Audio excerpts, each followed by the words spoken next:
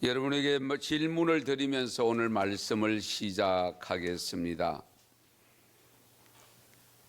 새사람스럽게 느끼지 마시고요. 하나님을 믿습니까? 예수님을 구주로 믿습니까?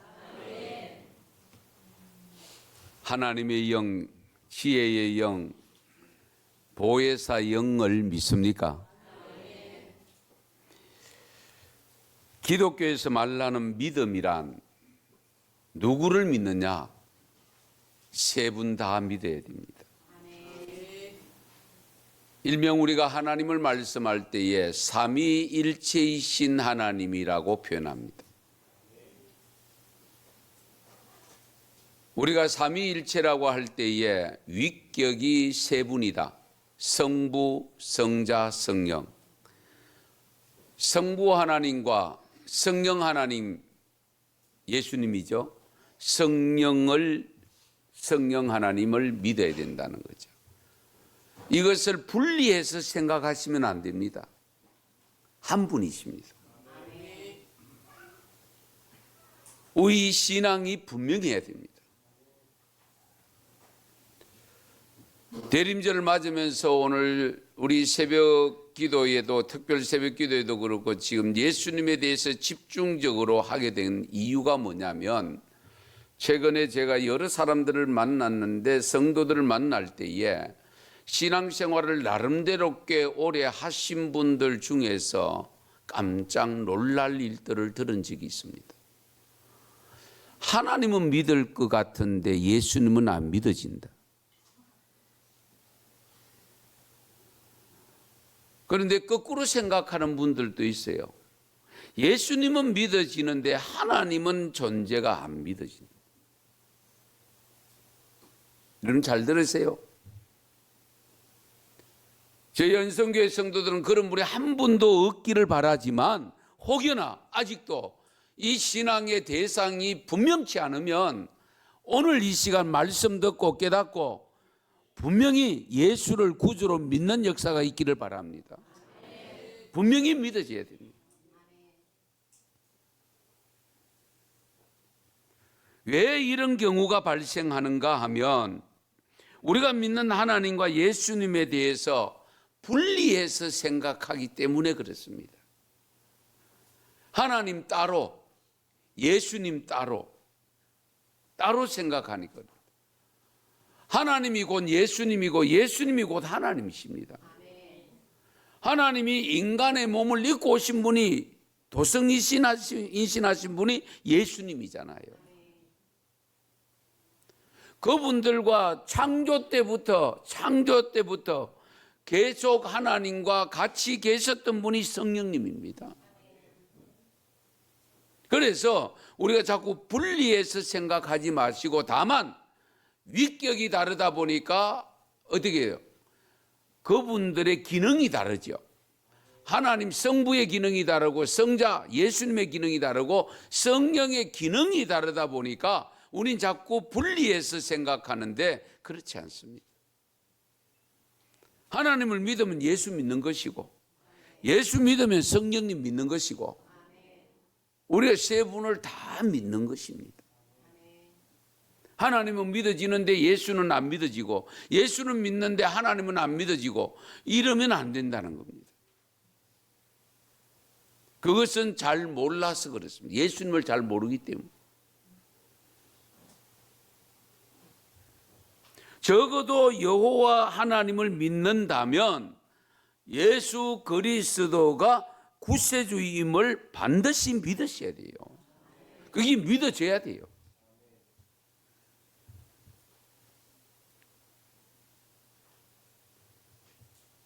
예컨대 예수님이 무기력하게 십자가에 달려 돌아가셔 죽으실 때에 그런 분을 어떻게 구주로 믿을 수 있느냐? 그럼 부활하셨는데요. 그러면 부활을 누가 믿노? 이제 이렇게 되면 끝이 없습니다. 그리고 예수 그분을 믿는데 왜 내 죄가 사해지지? 어떻게 내 죄가 용서받지? 근데 이런 의문을 던지는 분들도 있어요. 예수 그리스도를 믿음으로 우리는 죄사함을 받는다고 하잖아요. 왜? 예수님께서 나의 죄를 짊어지고 십자가에 제물로 죽어 주셨기 때문에.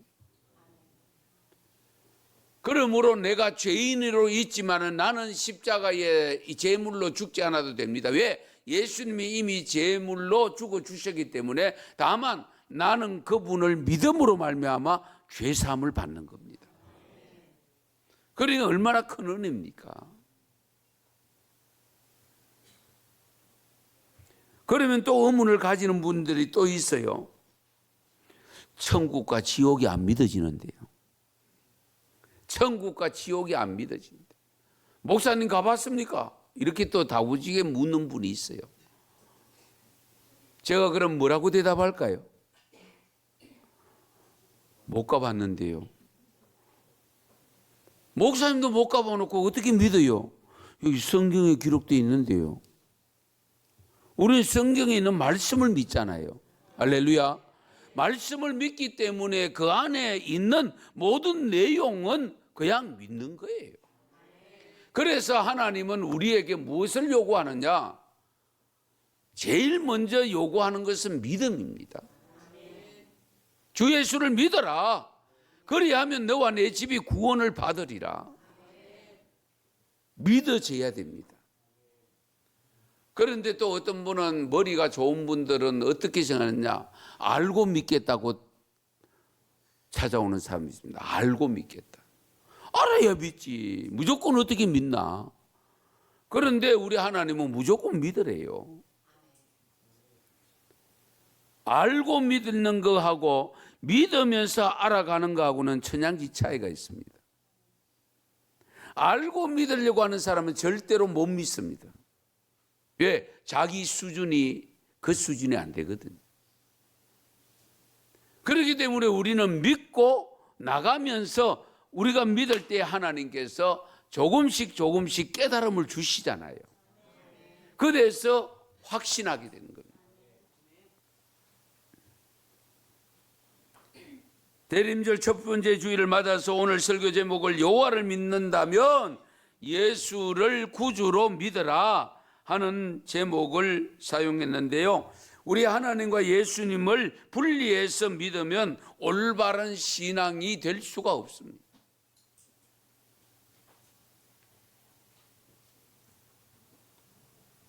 시간이 제한이 있기 때문에 왜 하나님을 믿으면 예수를 믿어야 되는가 하는 연관관계를 다 설명은 드릴 수 없고, 오늘 새벽에도 그 부분에 대해서 많은 말씀을 나누었는데 새벽기도 다 나오시지 않았기 때문에 제가 반복해서 좀 말씀을 드리려고 합니다.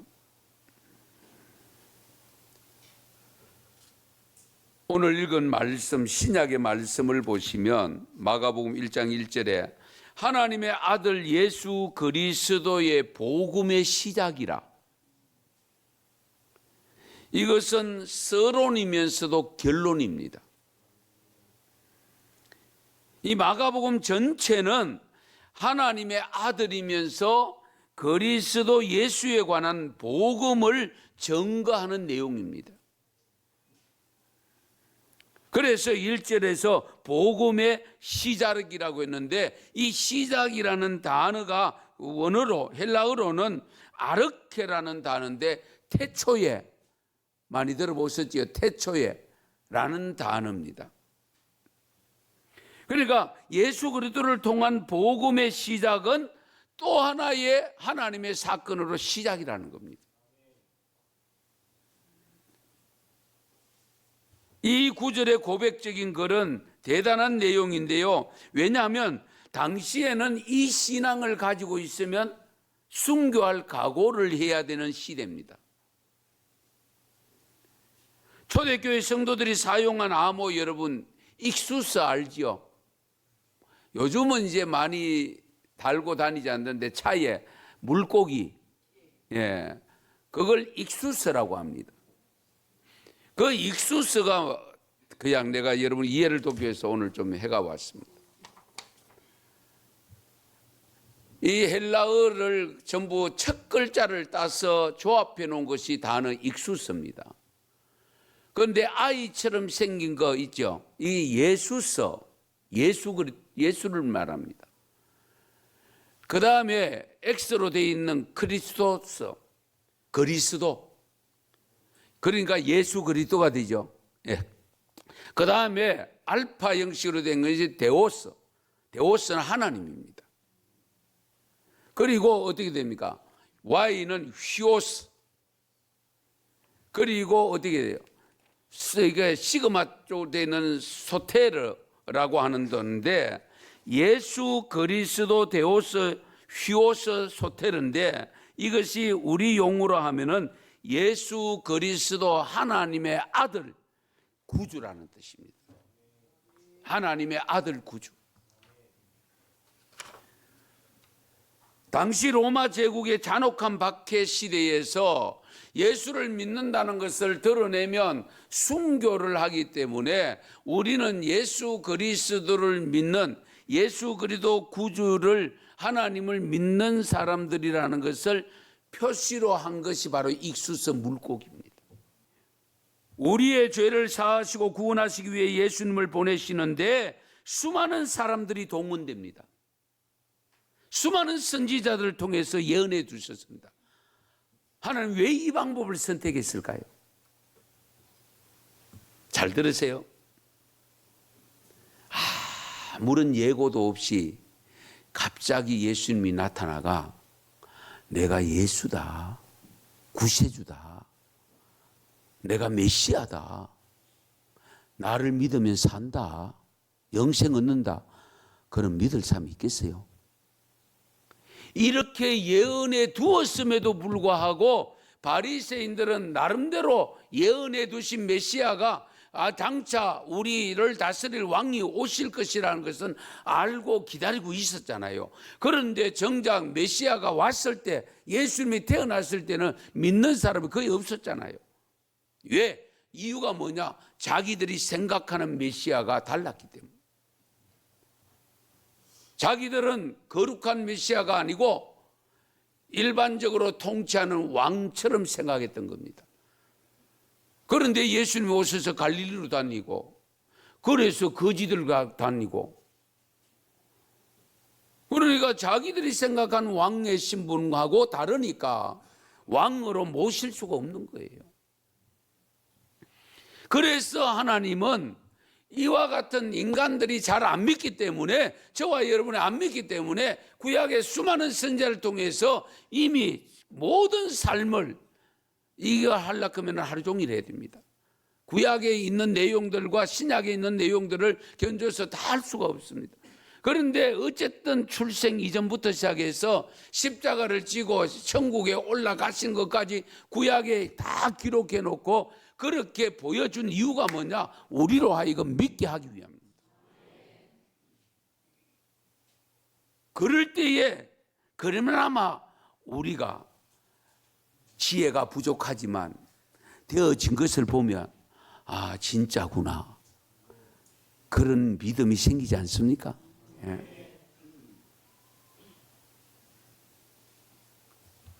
세례 요한이 감당해야 될 자세를 오늘 본문 6절 9절에서 말씀하는데요, 하나님이 하실 말씀을 전함을 강조하고 있는 내용입니다. 5절 하반절에 보면 여호와의 입이 말씀하셨느니라. 여호와 입이 말씀하셨다. 그리고 8절을 보시면 풀은 마르고 꽃은 시드나 우리 하나님의 말씀은 영원히 서리라 하라. 그리고 9절에 보면 아름다운 소식을 시온에 전하는 자여 너는 높은 산에 오르라. 아름다운 소식을 예루살렘에 전하는 자여 너는 힘써 소리를 높이라. 두려워하지 말고 소리를 높여 유다의 성읍들에게 이르기를 너희의 하나님을 보라 하라. 이 사명자가 세례 요한입니다. 이사야 선지자를 통해서 주신 말씀대로 이 세례 요한이 전한 모습을 마가복음 1장 4절에서 5절에 일러주고 있습니다. 세례 요한이 광야에 이르러 죄사함을 받게 하는 회개에 세례를 전파하니 온 유대 지방과 예루살렘 사람이 다 나아가 자기 죄를 자복하고 요단강에서 그에게 세례를 받더라. 그대로 이루어진 겁니다. 여기서 한 가지만 더 살펴볼게요. 왜 우리가 예수님을 기다려야 하며 믿어야 되는가? 예수님이 오시면 어떤 일이 주어지는가? 장차 예수님이 오시면 어떤 환경이 주어지는가를 오늘 읽은 이사야 40장 10절 11절에서 말씀하고 있습니다. 이것은 사탄을 철저하게 다스릴 능력을 가지시고 오시는 분이다는 거예요. 강한 힘을 가지고. 그래서 우리가 나의 힘으로 안 되잖아요. 그래서 우리는 주님의 능력을 빌려야 되잖아요. 그 주님의 능력을 빌리는데 주님은 지금은 이 땅에 계시지 아니하고 우리 하늘 보좌 옆에 가서 계시고 보내주심하고 하신 것이 성령입니다. 그래서 우리가 성령의 능력을 받아야 됩니다. 그래야 말씀을 지켜나갈 수가 있고 말씀대로 순종할 수가 있습니다. 그 다음에 두 번째 내용이 11절인데요. 11절 같이 읽습니다. 상급이 이 내용의 말씀을 보시면 어떻게 됩니까? 목자같이 양을 먹이시고 어린 양을 팔로 모아 품에 안으시고 젖먹이는 암컷들을 온순히 인도하신다. 여기에서 우리 예수님은 우리를 지켜주시고 보호하시고 우리를 길러주시는데 어느 정도로 우리 육신의 부모님들도 자녀들이 정말 품에 안고 정말 떨어질세라 깨어질세라 정말 안고 힘들어도 그 팔이 빠지는 것 같아도 안고 키우듯이 나는 먹을 것이 없어도 억지로라도 먹고 젖을 내어서 아이들에게 주는 엄마의 젖처럼 우리 주님께서 그렇게 우리를 돌보아 주신대요. 할렐루야. 얼마나 좋습니까? 이런 주님을 믿으면서도 우리가 그 주님을 따라가지 아니하고 그 주님을 붙잡지 아니하고 그 주님께 아뢰지 아니하고 그 주님을 뒤로 하고 내가 뭘 해보려고 나서는 이 모습이 과연 진정한 믿음인가? 깊이 헤아리셔야 돼요. 성도 여러분, 그래서 예수님을 두고 정말일까? 과연 그럴까? 믿을까 말까라는 두 마음을 가진 분이 있다면 이 시간 이후로 사급 세시고 예수님만이 나의 구세주가 됨을 믿으시기 바랍니다. 전지전능하신 하나님을 믿는다면 우리 하나님이 약속하신 대로 보내주셔서 십자가에 죽기까지 하시면서 우리 죄에 대속해 주신 예수님, 그 죽은 것으로 끝난 것이 아니라 사흘 만에 부활시키셔서 40일 동안 이 땅에 계시다가 성천하신 예수님, 그 예수님이 스스로 내가 너희가 본 그대로 다시 오리라고 약속한 그 예수님의 약속이 반드시 이루어질 것으로 믿으시기를 바랍니다. 우리가 그 믿음 가지고 사는 거예요. 이제 우리가 예수님을 구주로 믿는다면 이 사실을 우리도 세례 요한의 뒤를 이어서 증거해야 되지 않겠습니까? 세례 요한은 복음을 전파했다고 했습니다. 하나님이 세상을 이처럼 사랑하사 독생자를 주셨으니 이는 저를 믿는 자마다 멸망치 않고 영생을 얻으리라고 하는 이 말씀, 주 예수를 믿어라 그리하면 너와 내 집이 구원을 받으리라고 하는 이 말씀을 우리도 세례 요한과 같이 삶의 자리가 넉넉지를 않습니다. 광야와 같습니다. 그 광야 같은 세상 속에 나가서 거기에 헤매고 있는 수많은 사람들에게 증거하며 사시기를 축원합니다. 축복합니다.